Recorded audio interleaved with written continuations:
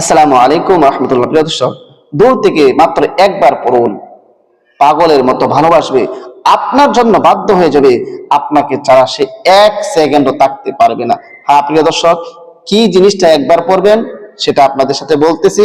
তবে ভিডিওটি শুরু করার আগে আপনাদের কাছে একটা রিকোয়েস্ট, যারা আমার চ্যানেলের মধ্যে নতুন আছেন অবশ্যই চ্যানেলটি সাবস্ক্রাইব করে পাশে থাকা বেল আইকনটি বাজিয়ে দেবেন। প্রিয় দর্শক, আপনাদের সাথে সবসময় কোরআন ও হাদিস থেকে কোরআনের আয়াত দেবে এবং হাদিসের অনুযায়ী আপনাদের সাথে আমল শেয়ার করার চেষ্টা করি। এখানে কোনো তন্ত্র মন্ত্র বা কুফরি কোনো জিনিস দিয়ে আমল শিখাই না, বরং কোরআনের আয়াত দিয়ে হাদিস দ্বারা আপনাদের আমল শিখাই এবং আমল শেয়ার করার চেষ্টা করি যেন আপনারা উপকৃত হতে পারেন। প্রিয় দর্শক, আজকেও পবিত্র কোরআনের একটি আয়াত দ্বারা আপনাদেরকে আমলটি শিখাবো। সেই আয়াতটি কি সম্পূর্ণভাবে আমি বলতেছি, তবে আমলটি করার আগে আপনারা সহি শুদ্ধ ভাবে সে আয়াতটি শিখে নেবেন। সহি শুদ্ধ ভাবে যদি আমলটি না করেন, না শিখেন, তাহলে কিন্তু কাজ হবে না, পরে বলবেন যে কাজ হচ্ছে না।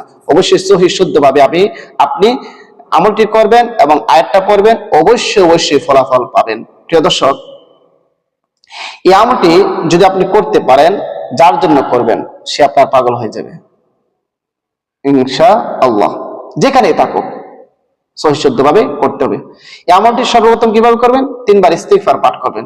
আস্তাগফিরুল্লাহ রাব্বি মিন কুল্লি যামবি ওয়া আতুবু ইলাইহি লা হাওলা ওয়ালা কুওয়াতা ইল্লা বিল্লাহি আলিয়্যিল আযীম। 3 বার ইস্তিগফার পাঠ করে এরপর 3 বার যে কোনো দুরূদ শরীফ পাঠ করে দিবেন। আল্লাহুম্মা সাল্লি আলা মুহাম্মাদিন ওয়া আলা আলি মুহাম্মাদ কামা সাল্লাইতা আলা ইব্রাহিম ওয়া আলা আলি ইব্রাহিম إنك حميد مجيد اللهم بارك على محمد وعلى آل محمد كما باركت على إبراهيم وعلى آل إبراهيم إنك حميد مجيد।